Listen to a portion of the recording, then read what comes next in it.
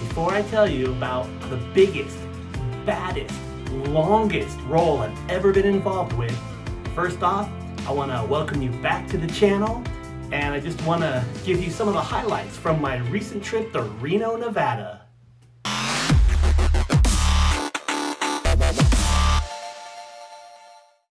Want to give a shout out to the folks with Hawaii Crap Shooters, and also John with ProCraps.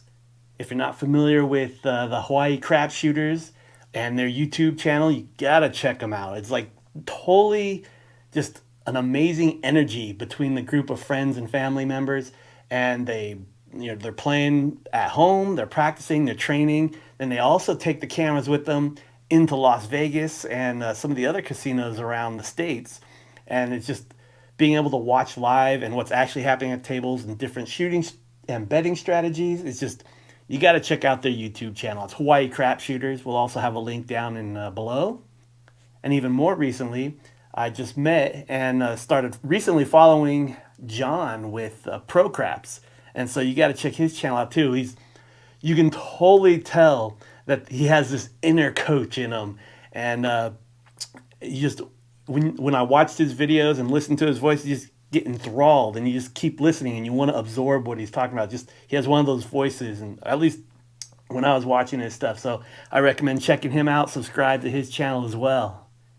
When I found out that some of the folks from Hawaii Crap Shooters were coming out to Reno, Nevada, that's my home. That's my closest casinos to here in the Bay Area. It's a little 4-hour drive or so. But I found out they were coming, so I tried my best to sneak off for a weekend and go cross paths with them, get to shoot some dice, just brainstorm, sync up, just absorb some of the energy that those guys have.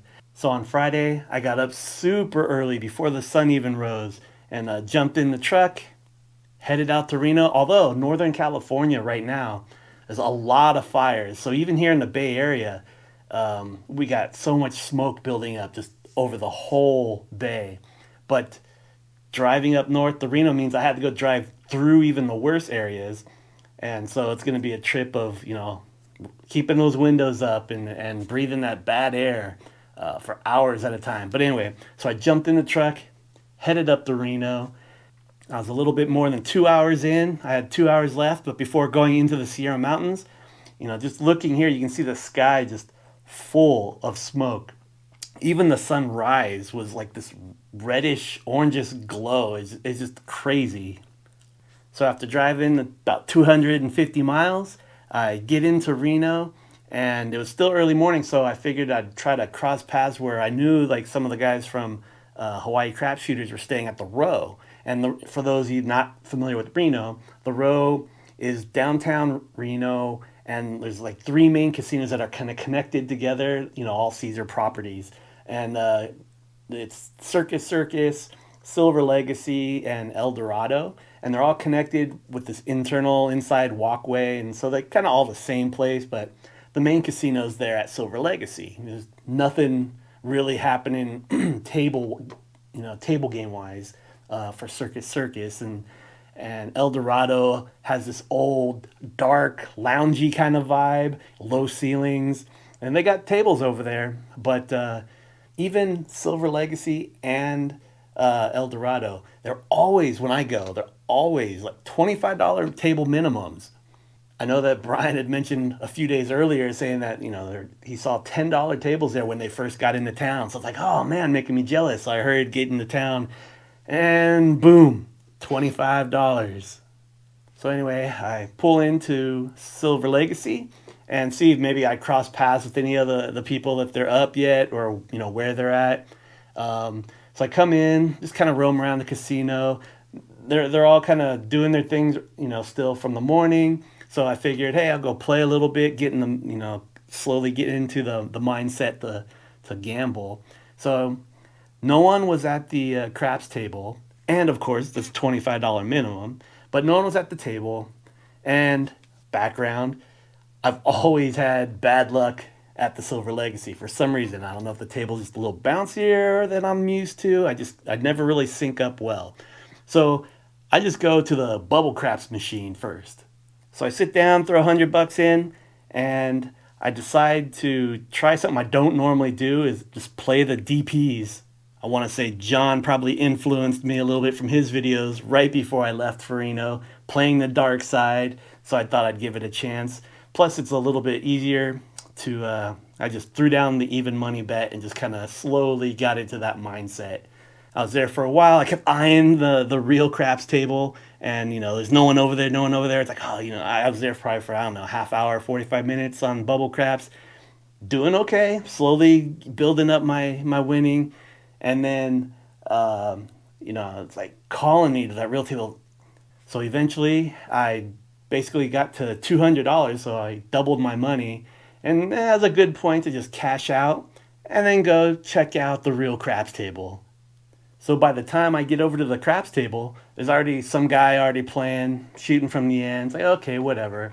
So he's doing his thing. So I jump in. I actually get my stick left one spot that I would normally prefer. So I buy in for my normal $400 or $500, and we just had at it.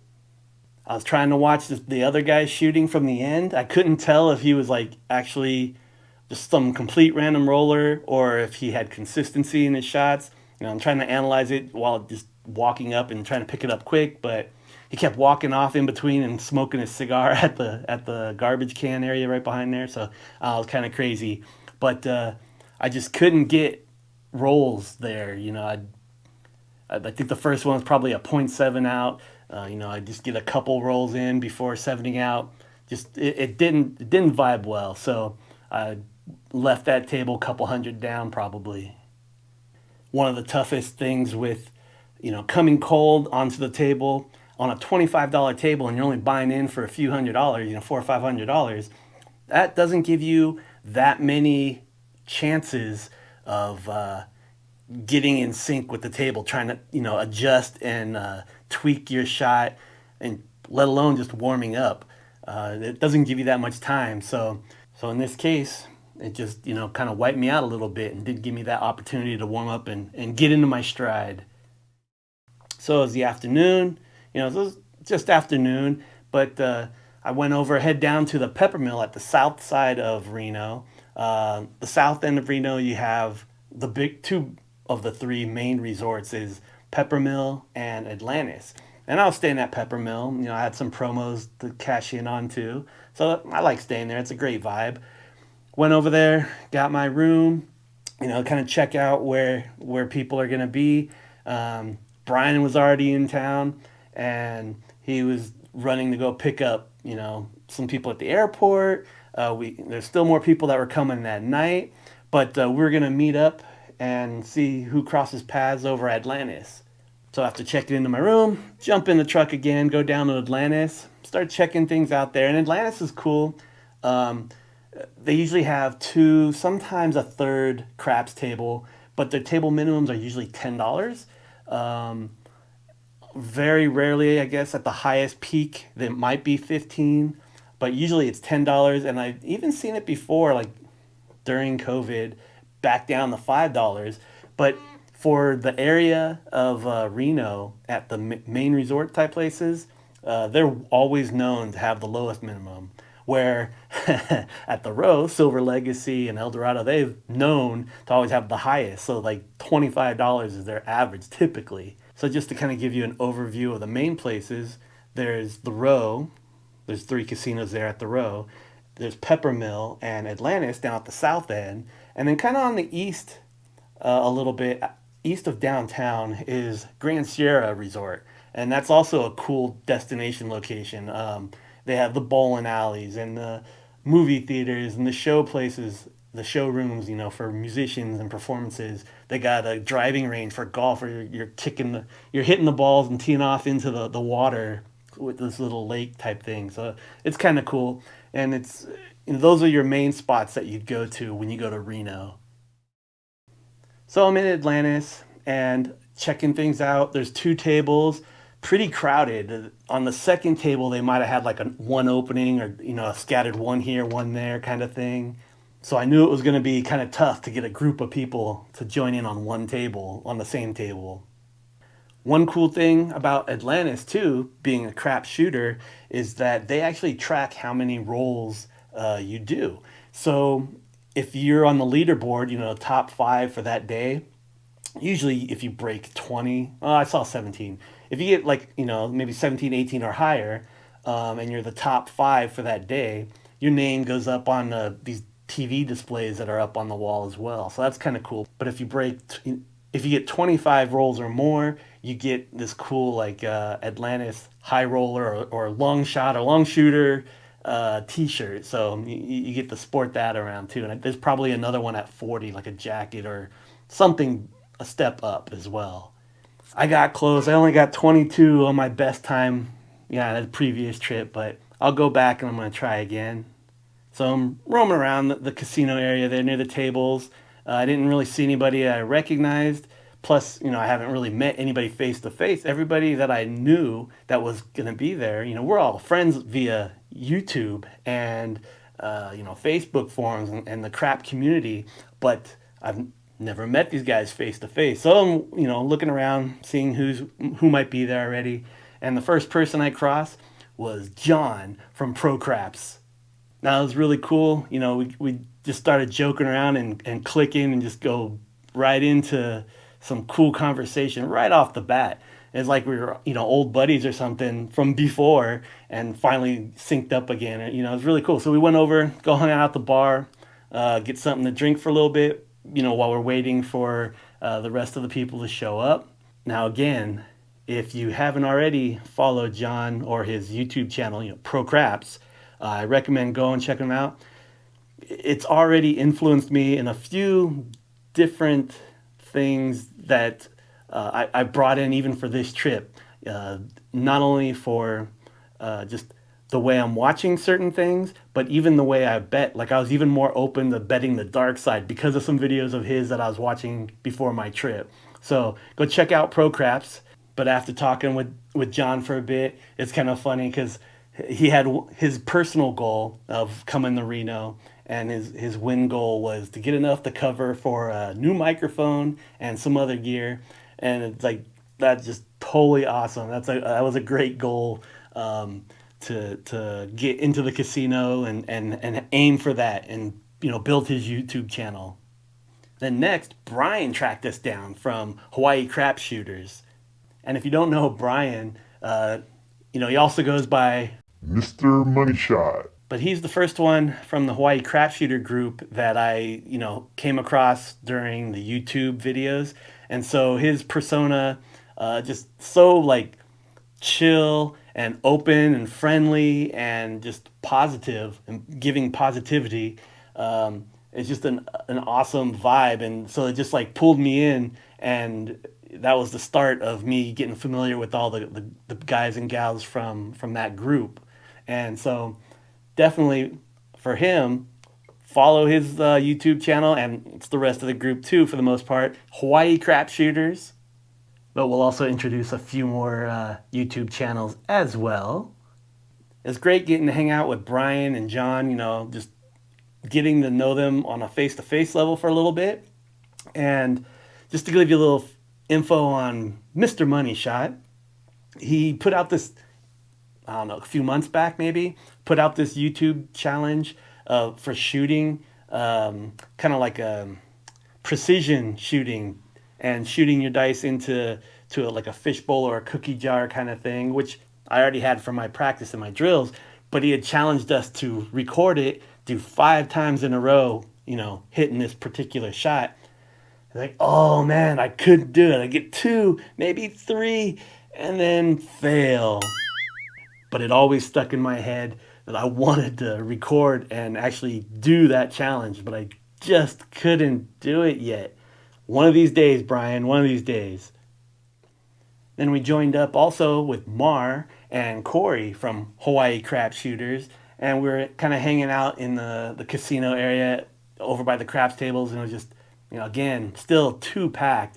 So we hung out, chatted a bit, probably people wondering why we're laughing so much, just having fun, and we weren't even playing any of the games or anything. But It was all good.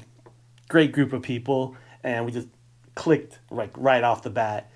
And then in this shot, we have in the bottom left is Corey, also known as Random Roller, and then John from ProCraps, and Mar. Her YouTube channel is Mar-nster, and then also Brian again, Mr. Money Shot, and his YouTube is Hawaii Crap Shooters, which also brings in all the folks when they go and play together and practice at their table there. So unfortunately, there just wasn't going to be enough room over at Atlantis. That's a problem that they typically always have. They're always crowded, probably because they always tend to have the lower table minimums on a regular basis. So we decided to go and jump over to the Peppermill and see if they have any openings, since they usually have at least 2 tables, and then sometimes they'll bring in the 3rd table. So we headed over to Peppermill, and there also got to meet Mrs. Money Shot and the rest of the family. That was really cool. And we checked out what time the table 2 and table 3 might open, and they were supposed to open like two hours later. So we all decided to just go and hit one of the restaurants there, just have a boatload of food. It was a great time, hang out and talk with everybody, and then just a great vibe. But as far as tables are concerned, they were usually about $10 or $15 minimums, but at the Peppermill, it's kind of different. Everybody says, I think there's 2 of the tables are 14 foot, and then the 3rd table is 12 foot, I want to say. But there's been stipulation. Some other people mentioned that was a 10-foot table. I don't know about that. And then others were saying that the 2 tables, 1 and 2, were different sizes. I think it's 2 of them are 14 foot and then a 12 foot, I want to say. But the second table definitely is a little bit more bouncier of a surface than table 1. Table 1 is much more hard and is actually more similar to my style of practice table that I have. And so I always enjoy going there and playing on that table. It's a little bit harder. So after having a great meal and, just being able to shoot the breeze with everybody, we realized that the other tables were starting to open up. And if we wanted to get the whole crew on there, we had to jump early. So most of us jumped out. Mr. Money Shot going and handling the troops, making sure they're taken care of for a bit, which gave the time for Mrs. Money Shot to come and hit the tables and throw some of the bones with us. So when we finally got out there, table 2 was already open, and Corey and Mar jumped in at the end of the table. But, the rest of us just kind of chilled right behind them and see what's going on. But then, so Corey had the dice, and he had a pretty good roll going. But then he got the drunk guy next to him, which I thought it was just going to break him. But luckily, Corey still kept going. You know how there's always like that guy who is either really annoying and everyone gets pissed off at him because he just breaks the vibe of the table? Or if that guy is still that craziness, but because, good things are coming from it, then it's just funny as all hell. Well, this time, this guy, who I want to refer to him as the Asian drunken master, he was the hella funny guy. He had all of us just gut busting rolling. So eventually, Corey, finished out his roll, and the dice went to this guy, and he's so out of it, but he somehow knew how to play, but he was getting his money from the girlfriend, and he'd just make these comments that, like, you're listening to, and just, like, even when he bought in, he had, like, $200, and he, like, looked at it all sad, and he looks back at his girlfriend, he's all, that's it? And we just all started laughing, and we were just laughing right from the start. But then this guy went on just a rampage of shooting. He couldn't even... he'd throw it up so high that it was only landing halfway down the table. Sometimes you get one die that would make it to the end, and it was just hilarious the way he was acting on it. But then it was kind of pissing the dealers off too, because I had to keep telling them to make it to the end. But then he was doing it in such a hilarious way. It was just too crazy, and making these other comments, and depending on what the number is, he's just throwing money like crazy for specialty and prop bets. So he knew what the bets were and what he was doing in some way, but he was just so, just kind of goofy when he does it, being that he was so drunk, I think. Giving money to the girlfriend, just throw the chips. They don't just throw him money. Just tell him bet it wherever he wants. Tip. Crazy, hilarious. You just had to be there. So we got on table one. We had Corey at the end, Mar at stick right one. I think it was myself at stick left one, and Mrs. Money shot him at stick left two. But then, when we shot, we get Scooter in closer to one there, and then John was kind of in the mixing bowl there, and he was breaking out with, I don't know if at that point if he was breaking out with the chopper yet, but he was there from the hook. The table in general was kind of cold. Definitely there was no big rolls at this point. Even myself, I think my first one, zero point 0.7 out, just did not have any warm up yet. And then even later in the cycle, my other shots, either I think for the most part I was having problems. So personally, my challenge was getting into that back wall, in between the back wall and these people had, I think this lady had a tower of chips down near the pass line and her odds. So that was my personal challenge. And even though my shooting and releasing the dice were flying good, in sync, doing well there, the good toss, but it's just I couldn't get a clean landing zone area that was working for my toss. So that was where I was on my hold up.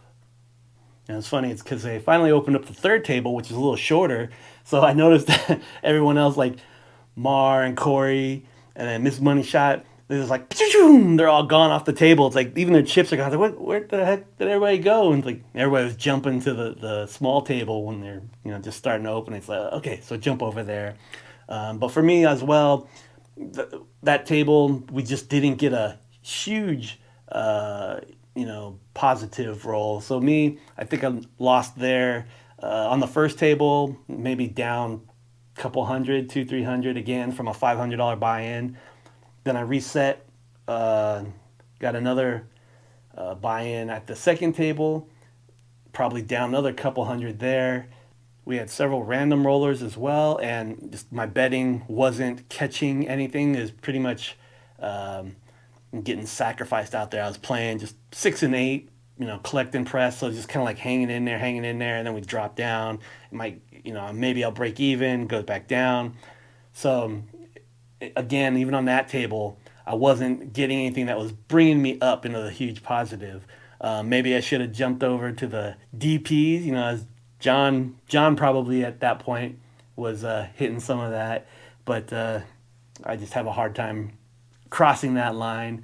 But yeah, so if I didn't know, I would typically do 6 and 8, just try to at least catch even before expanding out.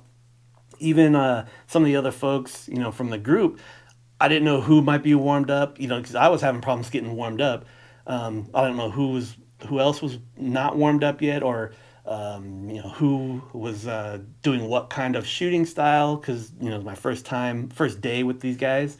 So I was still kind of conservative in a sense. I was only doing the inside 5, 6, 8, 9, and then whatever table minimum, like, is that $15 maybe. So it'd be like a 66 inside, and then again I just try to hit it several times and collect my base money investment back, and then I'd grow from there. But we just didn't get a huge. Every once in a while you get one person that did well. So I build up a little bit, but because I was so conservative, some of the numbers that were coming up, even though they had a long roll, it just wasn't getting me to the point of bringing in and building up my chips. It's really cool watching everybody, shooting, knowing that these are people that have practiced and have a technique that they're, just put hours and hours and hundreds of hours, practicing and basically mastering the consistency. It was just very, very cool to be on table. Usually I'm playing at tables, I'm the lone wolf. I don't really go with groups of friends to hit the tables. I'm usually by myself. So I'm dealing with a lot of random rollers. So this is really cool opportunity and experience, sharing with these guys and actually knowing them already as well. Being on the table and watching different shooting styles, the way they're shooting from different positions that I normally don't shoot from, and as well as other challenges with tables that I don't typically have, like watching Mar. She has the other challenge of the table height was a little different than most normal tables. I think this one was a little deeper. You had the chip rack, and then you also had a fat cushion. So you need to have a longer torso or taller to be able to reach all the way up and over and down and be able to set your dice. So, each of us, it was interesting to watch how different challenges for different people and what they do to adapt to it. So then we pretty much wrapped up at that point. We were done. I know I was down several hundred for the night from the 2 sessions. And I was still in food coma actually from that big meal we just had. So we all kind of just hung out at the side, had another beer or something, chatted it up. I think Mr. Money Shot was over in the arcade hustling all the little kids for stuffed animals, but finally got him back. And then we all just kind of, called it a night at that point. I was staying at Peppermill already. So, I said, see you to the guys. It was great getting the opportunity to hang out and play. Everyone else was on their way back to the row where they were staying. So at that point, up to the room. Totally love the vibe at the Peppermill rooms. It's kind of like if you're familiar with the Venetian style type at Vegas, it's kind of that same kind of feel, just without all the stores and the water and the boats. So due to room availabilities and kicking in some of my promos, I got this upgraded room with the spa, little extra space. And there I am with no camera, no models for a photo shoot. So I'm there kicking back in the room, debating, man, I'm going to jump in this hot tub or use the steam shower in there. Just like great stuff. So I'm just ready to just chill and relax and call it a night. Then I get a message on the phone. Hey, there's only one table open over at Silver Legacy and it's packed. And so they were all going to come back over to the Peppermill. And then I think at that point, even Elmer, Chef Dice from his YouTube channel, also with Hawaii Crap Shooters, but he'd just gotten into town. So he was joining them and they're all coming back over to the Peppermill to hit the tables there. So it's like, okay, there's my plan. Get back ready again, down, and ran into these guys again down at the craps table. So I get down there, table 1, $15 table minimums. I saw some of the guys on the table already buying in, so there was one more spot at the very end. So I jumped in there, and it was cool being able to finally meet Chef Dice. So for this meetup, we had Mr. Money Shot and Chef Dice joining in with some of us that had already been there earlier on the other table. So here was the lineup for that table. The table was completely packed, but for our group of people, coming in and starting at position stick right 2, we have Mar, also known as Mar-nster. In stick right 1 position, we had Elmer, aka Chef Dice. Stick left 1, we had Brian, aka Mr. Money Shot. Now from YouTube channel ProCraps, we had John. Then at the very end of the table, we had also another Hawaii crap shooter. We had Corey, aka Random Roller. Then at the very end of the table, somehow I snuck in there, Toothpick under the mask, but Toothpick Ted.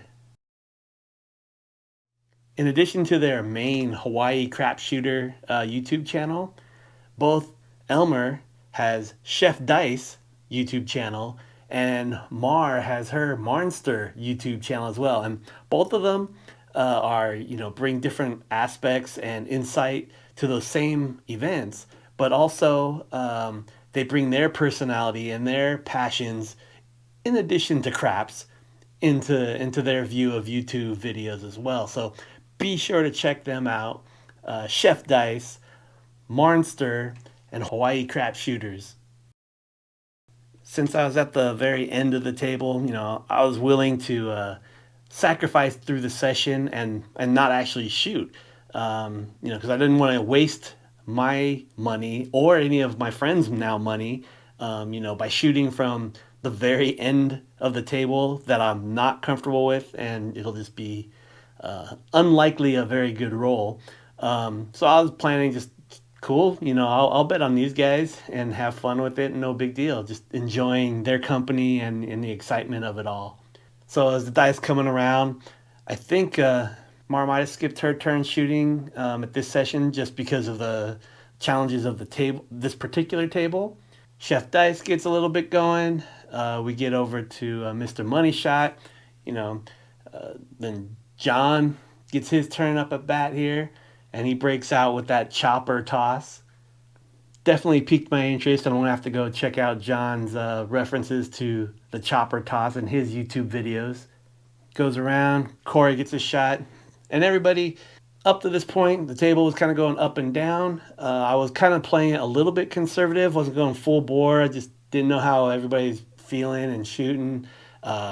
So playing like just the minimum on the inside, maybe like 66 inside or something, and on the random people, I was only doing 6 and 8, and collecting the first two, just to get my money back before I started pressing big and expanding, to the outer numbers as well. So the dice was coming around, got the Corey, and he hung in there as well. But overall, the table was kind of up and down. We also had random rollers at the beginning, and I think there was one in between John and Corey as well at some points. But I bought in for 500. The dice were just about to get to me, and I was probably maybe down 100 or so. I don't know. I was kind of neutral just from my conservative betting up to that point. And I was all perfectly fine with not shooting. I was not in a position that I'm normally shooting from. This would be the very far end. I didn't want to sacrifice my money. Definitely didn't want to sacrifice, any of my friends' money, just so I can random roll it, basically. But the cool thing is, Mr. Money Shot, when the dice came to me and I was about to pass it because I didn't want to shoot from the end, he spoke up and asked to the box man. It's like, hey, can we switch since it was my turn to shoot? Could I just switch with Mr. Money Shot from that stick left one? So, that's like, cool, that's fine. So right on. So I switch with Mr. Money Shot, go over to stick left one, and now I get to shoot from my preferred spot. Unfortunately, didn't do too hot. I don't recall if there was like, I was having challenges down at the end for landing zone again because of landmines, people's stacks, or I only got a couple or a 0.7 out on this one. I don't remember. That could have been the other game. Anyway, my first up wasn't that great at this session. So then, I stayed in that spot. So dice continued to go to the other side of the table, and progressed through. Again, so on people's rolls. Gets back, finally comes back to me again. My second session for shooting. Did a little bit better. Got a handful of rolls there. But the big thing, even though I think I only got to my point where I regressed my money back. I did, and then when I normally, start pressing after that point, it didn't stay long enough. But I was hitting a few hard ways because I know the other guys were yelling and cheering pretty good. They're collecting on some hard ways. So at least I got some of those knocked out of there. So after my roll, John got another turn. He breaking out with the chopper. Be sure to check out his trip report.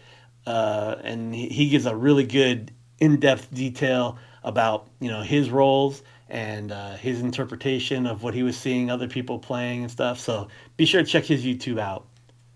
Dice goes to Corey, and now it's Mr. Money Shot's turn again, but now he's at the end, so me and him swap again.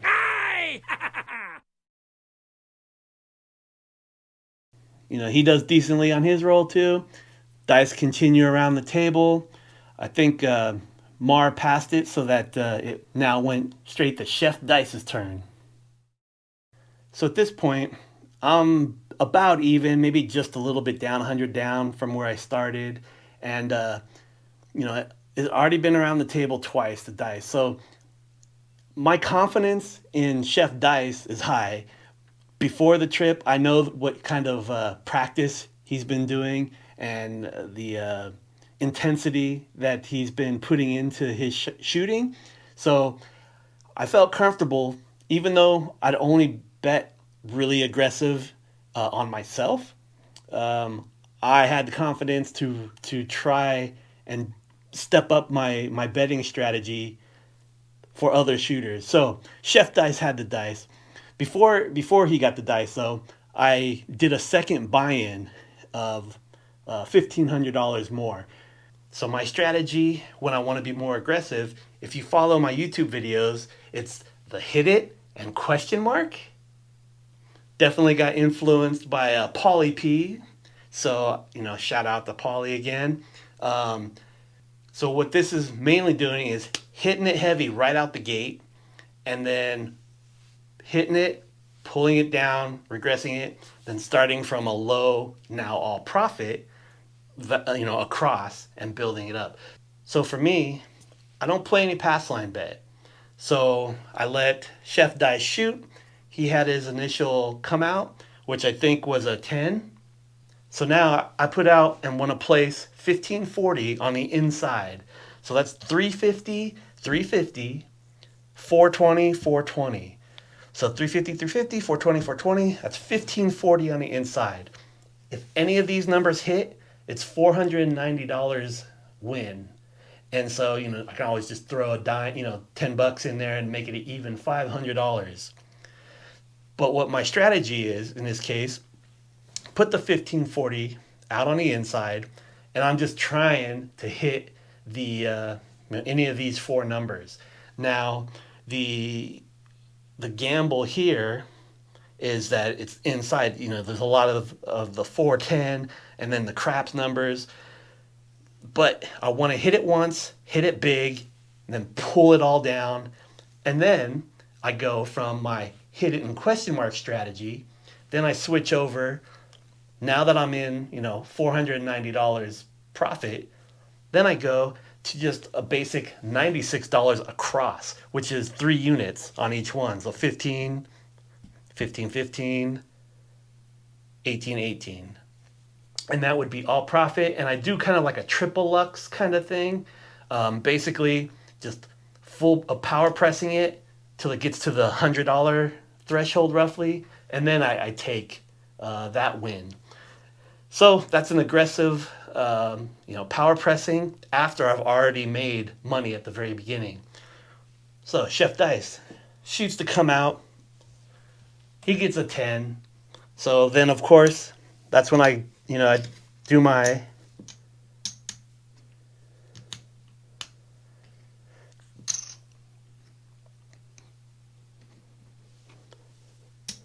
$350, $350, $420, $420,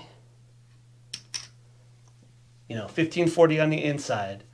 Then, Chef Dice throws. I think he hit like an 11 or a 3, so it's okay. I'm sweating a little bit, but I still got the confidence in him.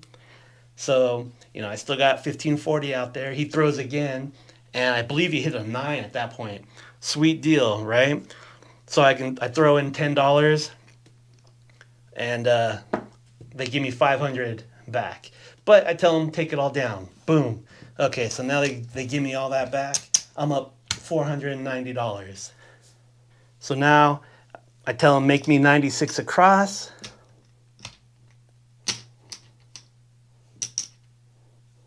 Right? Boom, boom, boom, boom, boom, boom. And I'm out of chips anyway. But then I also have it on the 10 as well because I don't have a pass line. Right? So 96 across. I do triple lux from that point, meaning that it's all profit right now. Every time it hits, If it hits here and here, I go to 40. If 5 or 9 hits, I throw in an extra $4 and I go to 40. If the 6 or 8 hits, I throw in $3 more and make it a 42. The next progression after that, from 40, if it hits again, I make it $100 even. If the 5 or 9 hit, then I would throw another $4 on it and make it a total of a $100 bet. 6 and 8, if those hit again, if they're at 42, if they hit again, I don't even have to throw, I take $1 and make them $90 bets, which would pay 105. This would pay 140, $100 would pay 140, and these $100 bets would pay 200, because we bought the 4 and 10. So that's my strategy on that. I basically, power press them until they get to that $100 level. And then I take my profit at that point, and then I kind of do not necessarily a collect and press, but I wing it depending on what number it is, and take a little bit, press a little bit, and then just keep pushing from there. But here's the thing. Chef dice kept rolling and hitting numbers and just spreading it all across, hitting hard ways, just kept going and going and going.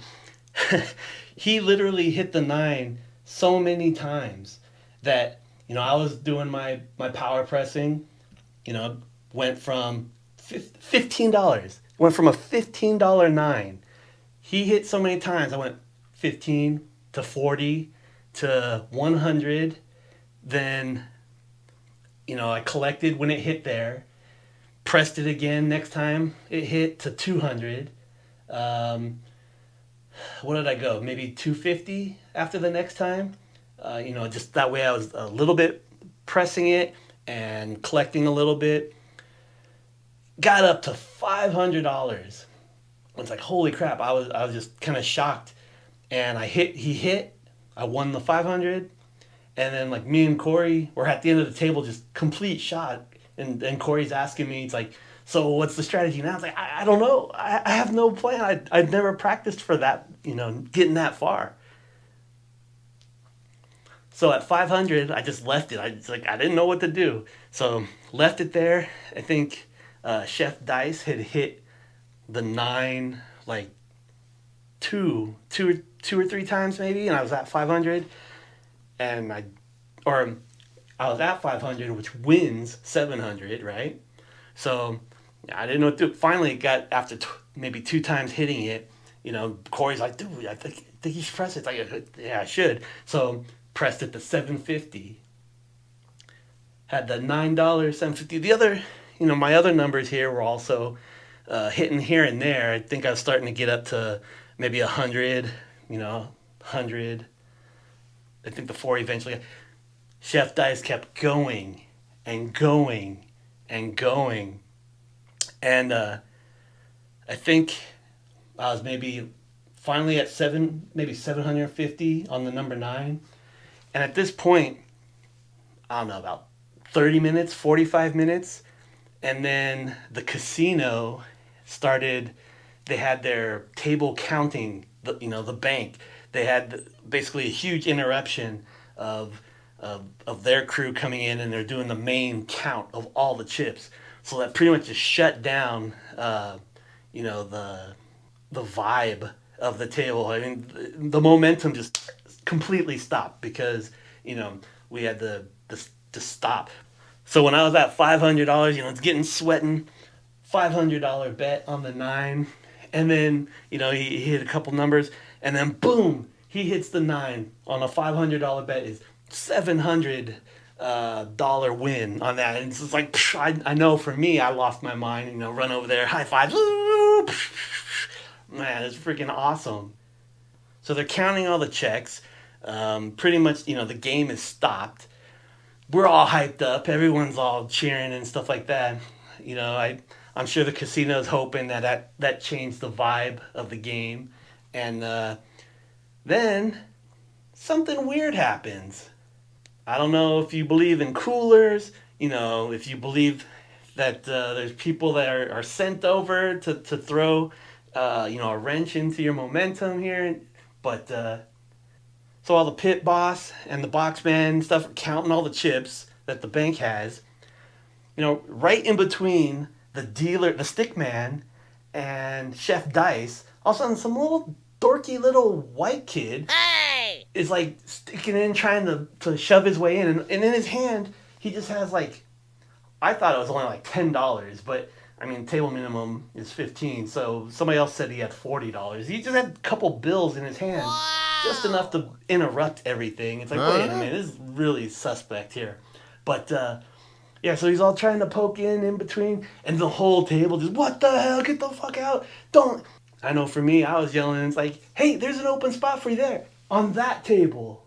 Finally, after, everybody yelling at this kid, he moves off, and I see him kind of wander to the other table, which was also crowded. But then, it's like, I don't know if he even stayed and played, so I don't know if he was, told to come. I don't know. There's all those philosophies and theories, conspiracy theories of coolers and, the casinos having people in there to mess with you. I just know I've had a lot of times where they mess with me, but maybe it's coincidence and just rookies and newbies. Who knows? But anyway, we got that geeky kid out of there. They finished counting all the money, and the important things. Had a couple $100, maybe $200 or $300 on my 10, my number 9. What we're at, $750, I think, at that point. And we're also so we're going. So probably right before that break, it was like good 30, 45 minutes of Chef Dice throwing.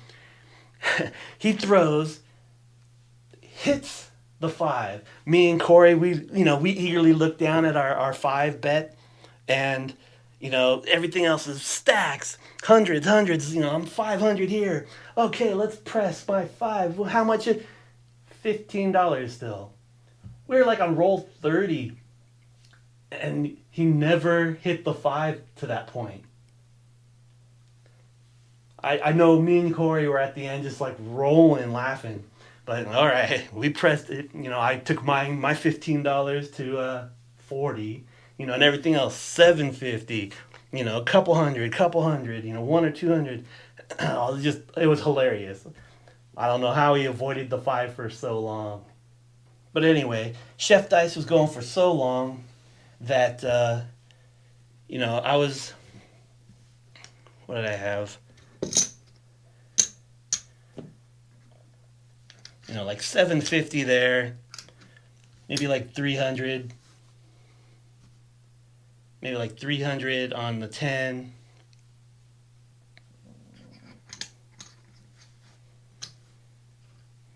maybe like 300 at the time on the 10. We finally pressed that up. I finally hit it, got that up to, I think at most I got $500 on the 10, right? And I know at some point I finally pressed the 9, and I did, table max. I was at $1,000 on the 9 and $500 on the 10. Totally nuts, because I remember thinking, if I hit the 10, that's $1,000 win. If I hit the 9, that's over $1,000 win. So, that was getting a little nervous. Finally, after hitting some other numbers, I bring this back down. I think I regressed, took 500 of it back, so I made it only a $500 9 again, and I would have progressed if he kept hitting it. Chef Dice was going for over an hour, definitely over 40 rolls, and just totally just brought the energy up, and everyone's yelling and high-fiving. I know I was in there running around the table and woo, woo, woo, woo, woo. I'd hate to see the security footage on that. But bought in for, initially 500. Then I, even before, so I initially bought in for 500. And then I was at the point where I just wanted to go big and jump beyond that break-even point. So I bought in for another 1,500, so a total of 2,000. did my 1540 on the inside, get that one hit, pull that down. Now I'm up 490. Then do 96 across, do a power pressing up to the $100, and then start taking. So like a triple lux kind of thing, hit 3 times ish. So then I get to the $100 mark, keep pressing. But with Chef Dice doing a freaking monster roll, taking the number 9 at least 10 times, literally 10 times. So ended up, for me personally, cashed out with over 6,600. And that was crazy. Plus, I was tipping and giving action to the dealers on the place numbers the whole time. I remember the number 9. I finally kept pressing and pressing the dealers up, and they were collecting here and there, but got them up to $75. I know for the dealers. You can probably check out Chef Dice or Mar-nster. When they put out any kind of trip report, I'm sure they'll have great stories as well, and what their insight and perspective of what was going on. But definitely check out John put out his on ProCraps on his YouTube of his trip report, and again, it was amazing insight on the shooting, and he was analyzing and watching everyone else's not only their bets but how they were shooting. So that's great. He's definitely, you can tell he has that inner coach. But overall, from the 6 of us, we walked away from that table with at least $15,000 that we took off that table.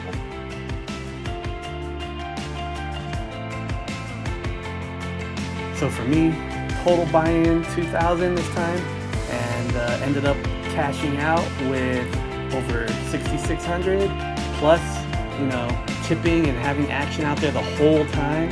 So I'm walking out with a profit from this session of over $4,600. So on that Saturday, I knew those guys were gonna go hit the casinos more, but I had other obligations, had to go jump in the truck and go drive through the fire smoke again, go back into California, head out another 3 hours to Napa. And I had a family wedding out there, and it was, luckily the smoke was a little bit lighter, and it was really beautiful out in the Napa vineyards. And my cousin got married to a great girl. Welcome to the family, Monica. Got to hang out there with all the family members and friends for a good 6 hours. Jump back in the truck again, another 3.5 hours back into Nevada in the Reno, and rolled into town around 2 a.m. and was ready for one more day and a half of casino action, but this time back to the lone wolf. No wolf pack. It's great getting to meet and hang out with all these people from, Hawaii Crap Shooter and John from ProCraps. Amazing time. And just being able to interact and talk and learn different things about the game, as well as, what everybody does and what do they do for fun and enjoyment in their families and work and their passions. Great people.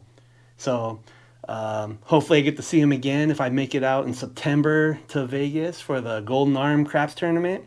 That'd be pretty cool. It might be my first time for an actual craps tournament. Different strategies, stuff like that, but gotta get my shot going. Gotta keep working on it. If there's not anything else, that was a great trip. Then I got to, drive another 4 hours back through the smoke to get home. It's all good. It was a great trip. Put in about 1,000 miles and about 14 to 17 hours of driving that weekend, but it was all good. So until next time, next trip, next YouTube video, I'll see you at the tables.